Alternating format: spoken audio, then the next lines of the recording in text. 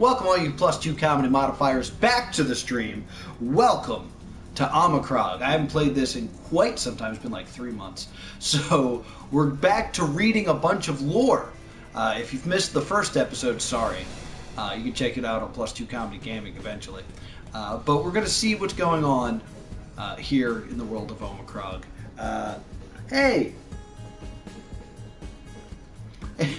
Jeff Stormer's in the chat. Hello. We're trying something new with the setup because my green screen doesn't want to work because I don't have lights that work very well. Alright. A meeting in the woods. Yes, I'm just going to read this whole episode. When daylight broke, I could hear the chattering of chipmunks, even over my burning leg muscles. These death squats. My clothing were cut to shreds and I walked among the low-hanging tree branches. I decided it would be best to find a hiding place, assisted by the light of day, then rest until nightfall. I found a large coiled branches above my head, above head height in the tree. Okay. The nest was still warm, as if the occupant just left. There was no chatter of chipmunks. It was this eerie, silent place. Then I saw several 3-inch triangular teeth lying on the floor of the nest. It was the nest of a... Oh, I forgot. There's also lots of words that don't exist in this. Ichthyian sawworm. I decided to find a new hiding place. Good call. Movement. I saw movement coming from the right perceptory. Next there was movement from the left. A white cylindrical shape crawling along the ground like a link of white cylinder crawled from a log just in front of me, and the pieces were drawn to each other. It was the Ichthyian sawworm assembling into a whole. Cool. I darted from it before it could come together, but I couldn't, missing apostrophe, make it out of the clearing before the great worm exploded out of the ground in front of me. Its brutal maw was a spinning buzzsaw of triangular teeth. That doesn't make a lot of sense. But okay. The head split open longwise, making the shape of a bear trap. The sawworm had seen the shape of a bear trap, and it was the master of imitating other shapes because its nerve net of a brain had no creativity of its own. It became a bear trap. That's kind of cool. It's like it's a bad Green Lantern.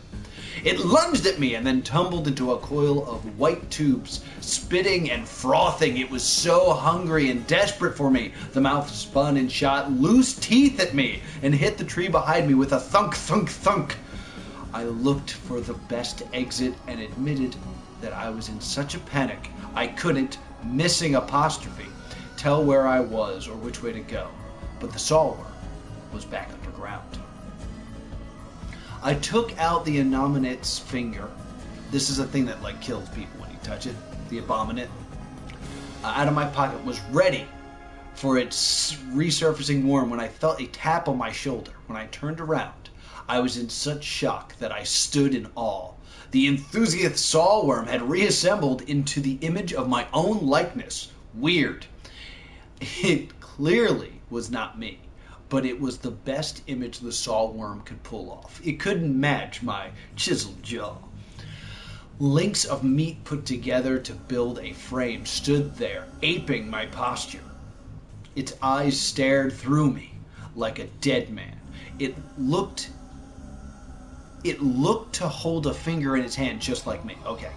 Before I could lunge at the creature, its mouth ripped open with its triangular teeth and shot out with a thunk into the wood beside me, thunk into my shoulder, and whiff off the grass behind me.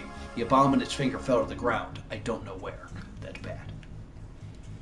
The beast leapt upon me, and I put a hand on top and bottom of its jaw. As the saw blades spun and came towards my face, I reached up and felt the purple fuzzball. I turned my head away, and everything went into slow motion. The purple fuzzball was the thing that he touched, and then he became a god for a little bit. It's in the previous episode. I was aware of dirt settling in front of me. My fingers reached out for an acorn and struck my purple fuzzball against it and jammed, oh boy, them both into the sawworm's face. The sawworm went limp as its being went into the acorn. Right, you could swap souls with this thing.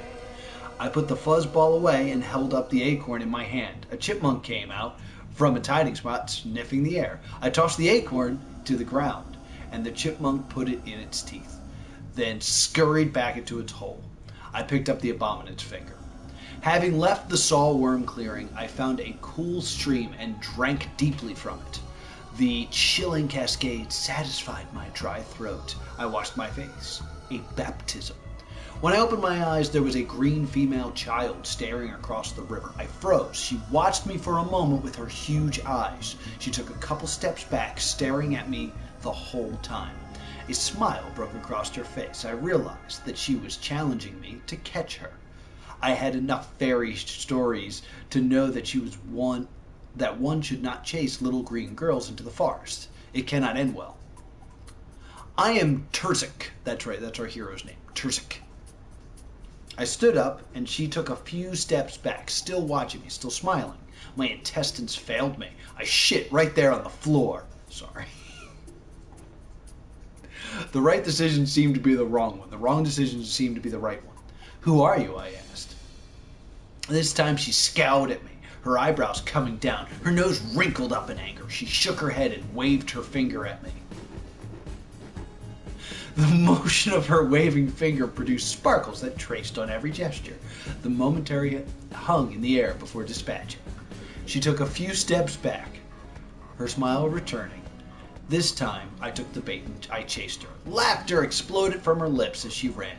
Her laughter was so true and free that my heart was lifted from despair and the sound of it. And for the first time in a long time, I laughed.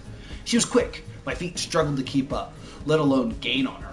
Then my feet found the beat of the forest, like a rhythm in the woods, and my body had to match. And when it did, my feet moved all the more swiftly. That almost had a rhyme stream, but whatever. I also hate how the screen slowly dims. I hate that. I lost the little girl in the thicket. Unsure which way she went, I stopped to listen to her footfalls. A pine cone hit me right in the forehead, and I heard her giggle. I moved towards the sound of her voice. I caught a sight of her foot sticking out from behind a fern. The fern was shaking with laughter. I dove for her foot, grabbing it with both hands. My chest and face slammed into the rich black soil. She screamed with delight.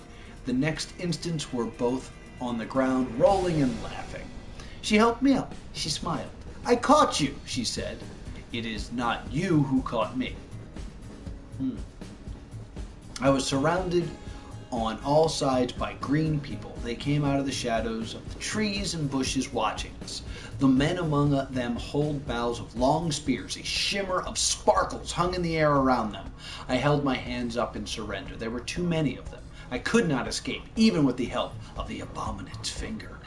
The nearest of them motioned for me to lie down on the ground, which I did. I was kind of already there.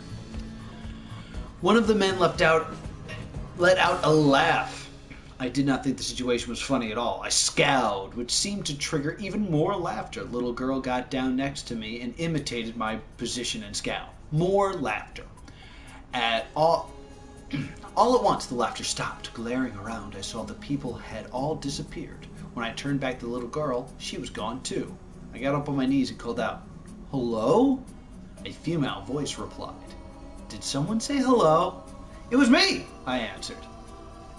I think I had a voice for him, but I forget what it was at this point.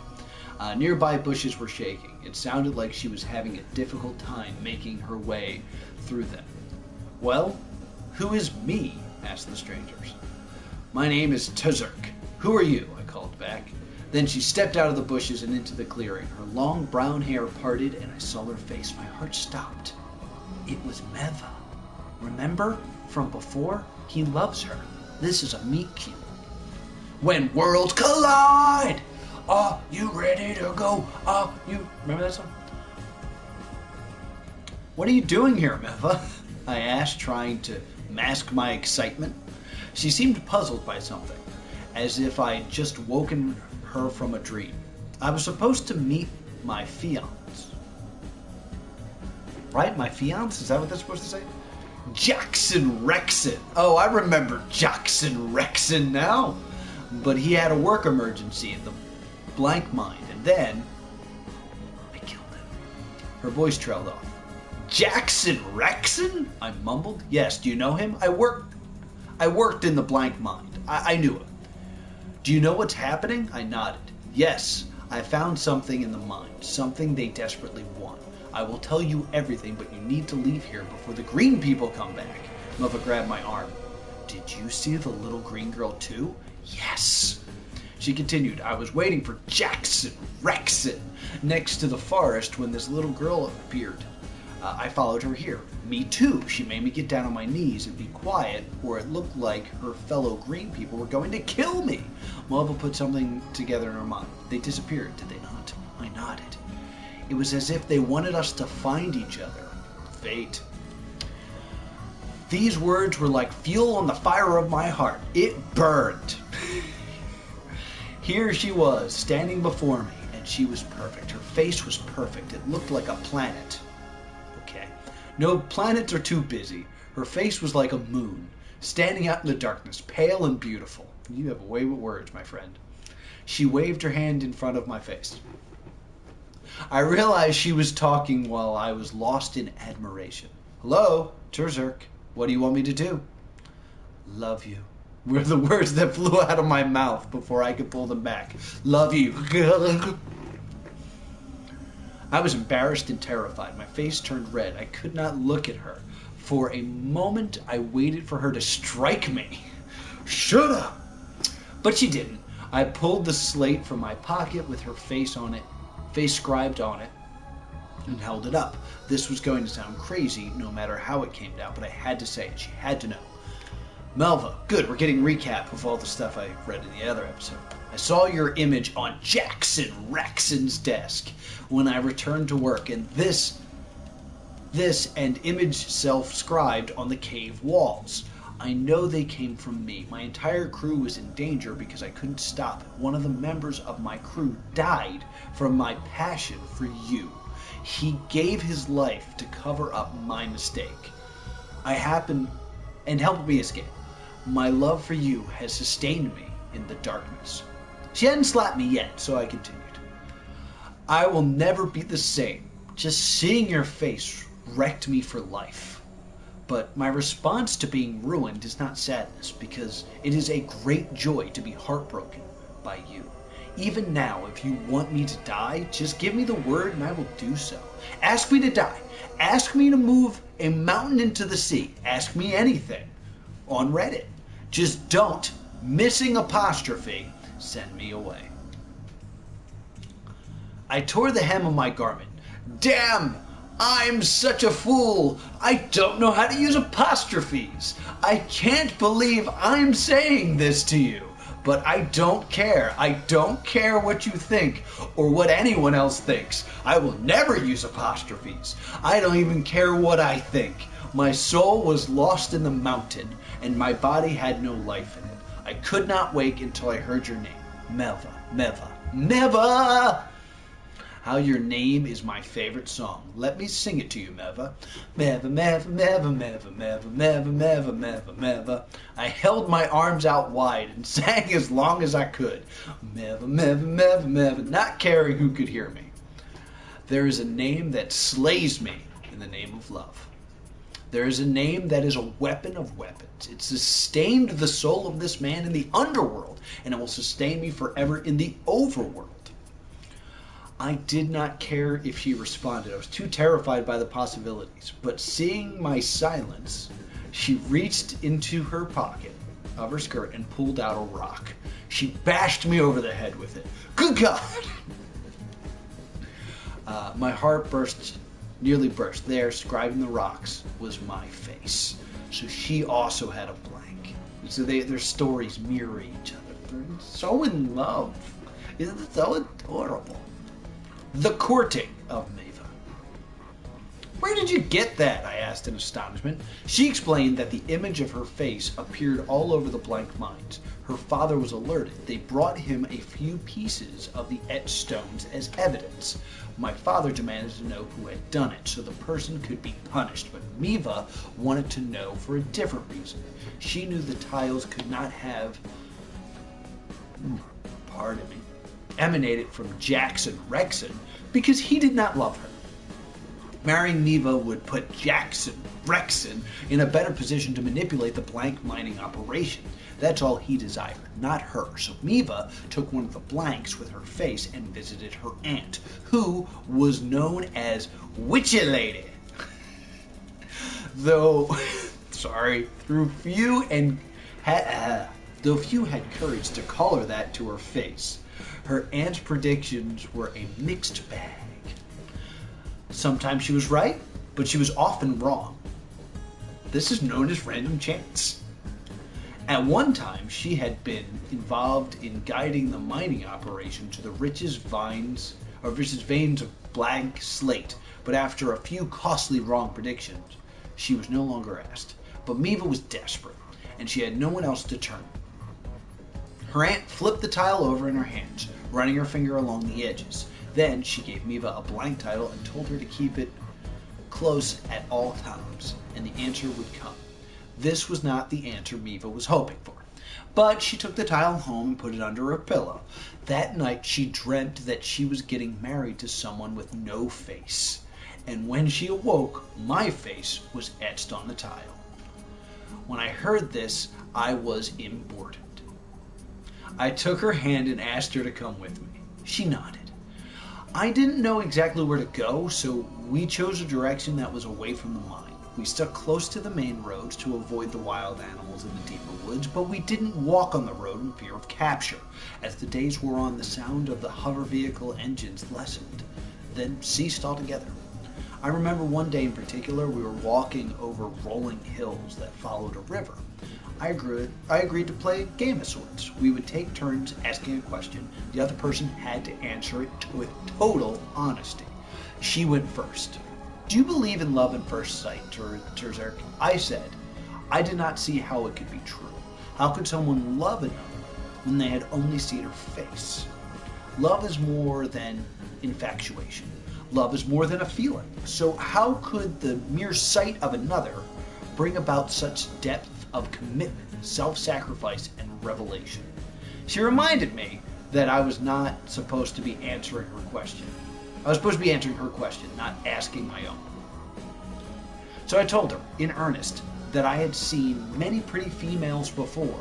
I had seen the face etched into the blank, and it had almost been infatuation. But when I saw her face, it was different. Maybe not love, but not infatuation. I knew she was someone I needed to love. My turn. "Do you love Jackson Rexon?" I asked. She did not. But the marriage was something she agreed to because there was no alternative. Her family wanted it, his family wanted it. What was the point of resisting? But now things were different. He was dead, with the dream of my face edged onto a blank in her pocket. "How did you become a miner?" she asked. I feared her reaction to this question, but I told her anyway. I told her my two brothers and I were sold into servitude when I was very young.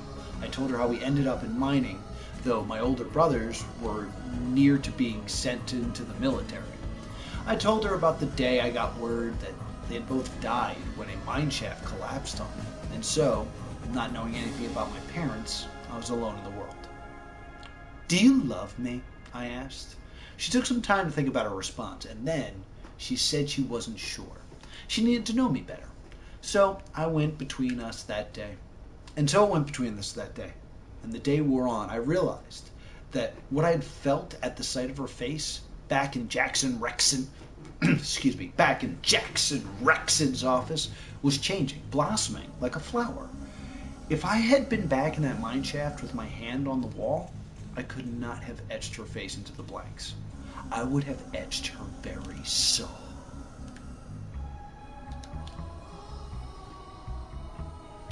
All right.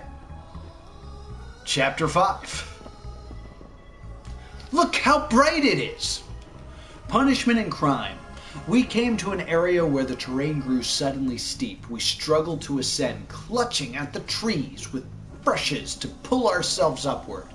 The road off to our right was very tempting. It was seductive. But even though we were far from the mine, I still feared exposure if we walked openly on the road, so close to populated areas. We climbed over a particularly large boulder, only to be greeted by a wide area of broken stones. The trees and bushes were gone, leaving us exposed. It was no use hiding. We decided we might as well go up the road. I took Miva's hand and helped her up the slope to the road. When we reached the top, she didn't let go. We walked hand in hand, arm in arm. The game of questions had grown sporadic, as our minds ran out of things to talk about, so we walked in silence, just happy to be together. Miva's footsteps had a different cadence than mine. I had the shuffle and kick that developed from walking through dust mine shafts. The shuffle was to make sure there was no unseen boulders in my path. The kick was to knock smaller rocks off the path, as a courtesy to miners coming up from behind. Miva, however, glided on the ground with the grace that matched her upbringing amid a class of valued poise, balance, and dance. We rounded the corner, and there was a small army of royal guards who had been hiding alongside of the road.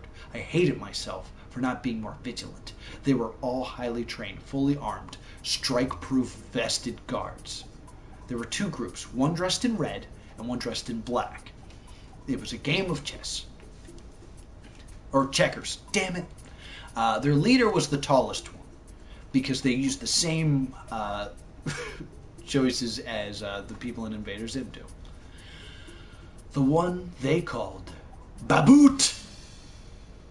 He was the only one wearing both red and black. All of the faces were obscured by helmets sporting tall red plumes. "Stop!" commanded the one they call Baboot. We complied. Miva clutched my arm tightly. The one called Baboot quickly motioned to the guards dressed in red, calling out each other's names. Regiment Blood, Tackett, Stackett, whatever. They say their names. I don't need to read Robo Burger, Roger Goggles. I needed to read that one, I'm sorry. The red guards held up their hands to show the projectile needles strapped to their palms. Like Iron Man, but knives. "Step away from her!" Baboot called out to me. They clearly knew who we were. We were pretty easy to identify, me in my dirty rags and Miva in her fine garments and upper class, a miner and a princess. I tried to step away from Miva, but she pulled me even tighter, then opened my cloak and pulled it around herself to block any shot that might come her way. "No! You cannot shoot him without hitting me." Baboot chuckled, then nodded to the guards dressed in black and quickly called each of their names as they pointed their arms toward me. Regiment Death, Dark Lith, Manruk, Fang Laserheart, Edgar Bob Lemmings, Flipping Jackson, Elder Scoot, Oily Cannoli, Marmoist Eclipse, Astramus Undershaft, Anthony A.J. Reed, Dr. Spot, Pawn Breath Havens, That Was My Exit Louis, The Great I had no doubt that they were good enough shots to hit me without harming Miva. Miva yelled again, "If you shoot him, I will pluck the darts out of him and stab myself. Then, what will you tell my father as he removes your heads?" Ooh. All the guards remained ready to fire, but hesitated. They looked at Baboot for direction, as they weren't sure what to do. The double cross. Miva stabbed me. No, I'm kidding. The one called Baboot looked at Miva and said, "Is this not your kidnapper?" Miva shouted at him, "My father is my kidnapper. My ex-fiancé, spelled correctly this time, is my kidnapper. Loneliness is my kidnapper. But this miner? Oh, he's not my kidnapper. Baboot paused and then called out to two of the guards, one from each group. Tanik, Deathleith. As the two guards stepped forward, Baboot ordered all of the others to return to their base. The small sense of relief I felt by the exit of the guards was quickly wiped away as the one called Baboot slowly leaned in to whisper to the two other guards. With eyes fixed on me, they were clearly formulating some sort of plan. Suddenly, the two guards charged at us. I pushed Miva away. Run! I screamed. The first guard swung his needle fist at me. I ducked, bringing my fist up into his stomach. He fell back, clutching himself, struggling for air. The second guard kicked out my legs and I fell on my back. He brought his needle down on me, and I caught his wrist, stopping the needle just inches from my chest. We strained against each other for a moment. Suddenly, he went limp and rolled off me. I looked at Baboot, standing over me with his needle hand pointed at me. But suddenly, he lowered it. Then I realized he had shot both of the other guards. Needles protruded from their back. Miva and I stared puzzled looks. They shared puzzled looks. The one called Baboot took off his helmet, revealing long hair that fell free, almost reaching the ground. Quace. That's a Q, right? It's not O-U-A. That's a... Quace! Miva cried out and ran to her. They embraced. Later, Miva told me that Quois had become one of her playmates when they were growing up. She had gotten her name when once she had bet her whole inheritance on single hand of cards and won with a Quace. It's definitely a Q. It was clear to me in that moment that Miva was no ordinary person. In the company of Quace, she seemed elevated to her royal position again. They talked of nannies, summer cottages, exotic pets, traveling to meet dignitaries in other countries, and little sandwiches with the crust cut off. Finally, the conversation returned to the situation at hand. Quace told us that there was a massive hunt going on for us. A lifetime of wages had been promised to anyone who turned us in. The only condition was Miva must be brought in alive, and I must be brought in dead. Quace opened a map and showed us the placement of the guards and which areas to avoid. Luckily, the search was concentrated away from us, because they thought I was heading in the opposite direction. Quace knew of a safe house that at one time belonged to an old widow who later died of food poisoning. Okay. Miva was puzzled by this news and asked how Quace knew of this safe house. For years, Quace worked with a criminal underground, helping thieves escape the royal family's dungeons. Miva was stunned at first, but realized this could work in our favor. Quace told us there was one problem with the safe house. If we stayed in it for more than 2 days, we would be transformed into baby goats.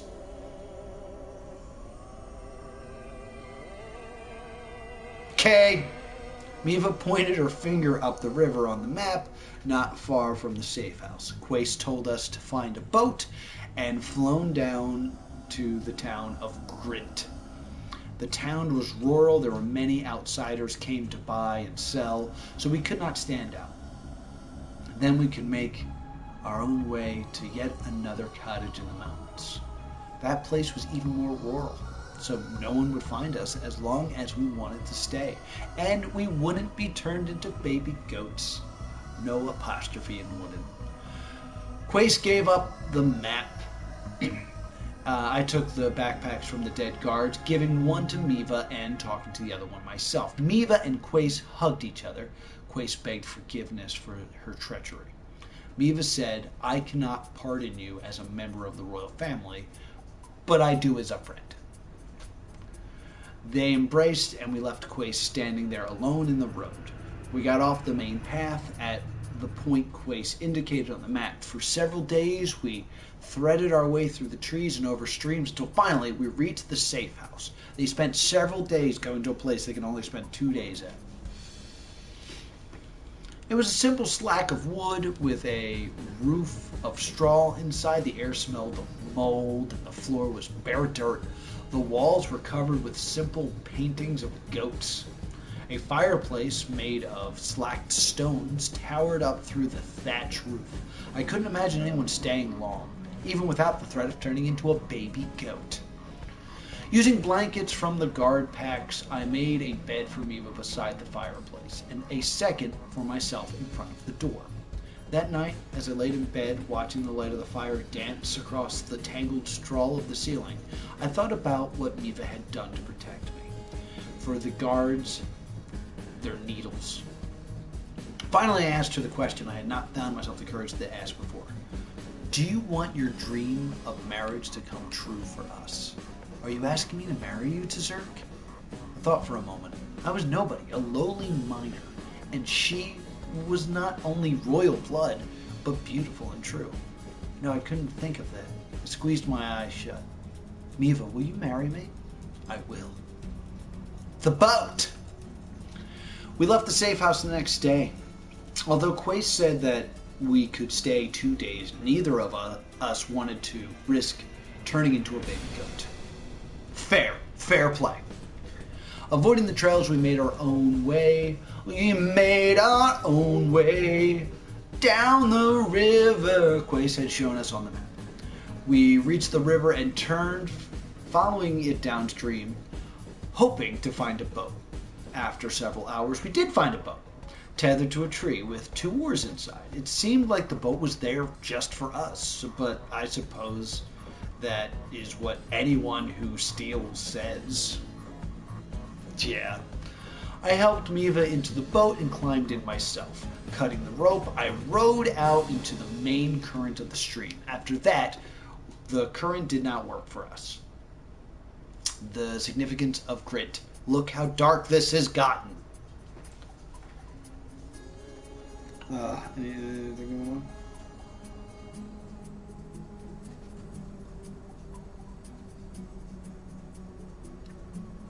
I got a text from my dad.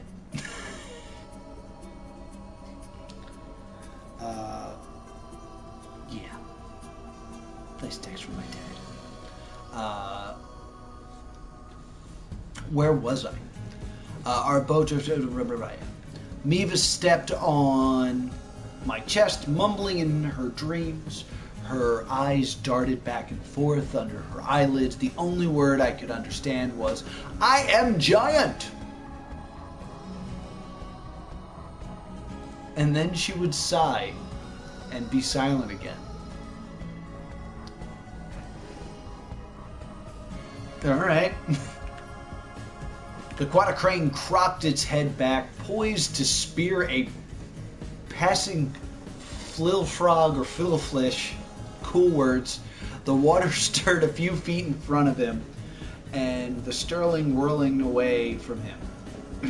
Then closer, meandering this way, then that before the hunter's beak blurted into the water and ended the dance. I caught neither a fiddlefrog or a fiddlefish. Instead, I gulped down a younger quadricrane. Man, I really wish this was brighter, because it's hard to see. The shadow came up. Oh my god. The sun came up, and a shadow came overcast from a bridge. This is the last chapter I'm reading. I'm starting to flag. We were near a small town, probably Grint. Grint was an agriculture town. Farmers brought their wares there to sell. It could be a good place for us to find food and satisfy our grumbling bellies. Once past the bridge, I pulled our boat up into the shore. I hid it in a clump of trees. We made sure the boat was hidden just in case those who pursued us were looking along the river. We climbed up the banks, over the boulders, a bustling farmer's market unfurled before us. We tried to blend in, though seemingly unnecessary, for no one paid for any attention to us. Miva found an arrow fruit vendor and gave him a few coins for two potions of fruit. The people of Grint could be heard whistling a tune that was their That was their anthem. Try that again. The people of Grint could be heard whistling a tune that was their anthem. See how that made sense? I tried to whistle it too, but not to deceive them from thinking I was one of them. No outsider could whistle a town's theme in quite the same way as the locals, but trying to whistle the tune meant that you were friendly, and that you deferred to the local cultures and traditions out of respect. Attempting to whistle the local tune might gain a shopkeeper's favor and find his prices may suddenly come down for you, or the local law enforcement may choose not to stop you or harass you. I gripped Miva's hand and pulled it close to my chest. I loved the way she tucked her head against my shoulders. Her feet now walked in rhythm and that matched my own, so she could remain close to me. My cloak nearly covered her to people who might look at us from the side. Miva looked back over my shoulder, so finally I asked her what she was looking at. Her eyes darted to me and then back over my shoulder. Is that a temple up there? I turned and saw a rectangular building that twisted up into the air. It had little windows cut into slots and a ring of gold spikes adorning the top like a crown. She continued, they're performing marriages up there. I did not know much about these temples. Are you saying that you want toll me now? That is what that says, right? Are you saying that you want toll mean now? She smiled. My heart skipped a beat. She wanted to toll me now. We hiked up to the temple and came before the priest. I had a distrust of priests, simply because priests were picked in a secret ceremony behind doors, and nobody knew the criteria for what made them selected. This always bothered me, though it had been done for thousands of years. He addressed me first. Terzerk, I do not know you, so forgive me if I ask you questions I ought to know if we were members of the same congregation. I'm not a member of any congregation, I said, hoping to tweak him just a little. He ignored my comment and put a hand on my shoulder. You are known as Terzerk? I am. He gestured to Miva. You are known as Miva? I am. He turned back and asked, Terzerk, will you forsake all others? I will. Will you keep Miva the focus of your desire? I will. Will you be a loving father to your children? I will. Presumptuous. We might not have kids, but whatever. Finally, will you die for her? Without hesitation, I said. He shot me in the face. Kidding. He took his hand off my shoulder and put his hands together. This was a gesture that my role was to be performed regardless of her oath. Interesting. Miva, will you forsake all others? I will. Will you remind Terzerk of the complexities of life? I will. Will you only bear the children of Terzerk and no other? I will. Again, presumption. Finally, will you submit to him? Will you deter him to... What? Will you defer to him in any conflict? With hesitation, she said. Cool. I like that. I will submit to him with hesitation. He declared us married. That could just be a misprint. There's been so many misspellings and stuff in this, but I don't know. He declared us married. The color began to drain out of me and into her through her right hand. Her color did the same, moving into my right hand, then up my arm as my own color receded. When the colors had been exchanged, we kissed. Okay, some new thing I don't understand about marriages in this game. The priest escorted us to a narrow door to the back of the temple, used only by newlyweds, such as ourselves. The path beyond was rocky and twisted. It was often so difficult that we had to help each other to continue. Finally, it ended in a small garden with a spring of cool running water, leaving Grint. We left Grint, the food in our packs replenished, and our hearts united. Miva recognized an area on the map called the Valley of the Dork. Her grandfather had taken her there many years before, when she was a child. It was only a vague memory to her, but because of its connection to her grandfather, It was special. I knew she wished to go there, so we took a detour to see the valley as part of our honeymoon. The Valley of Dork. I told Miva about my experience of becoming the mountain and showed her the purple fuzzball. But I did not let her touch it.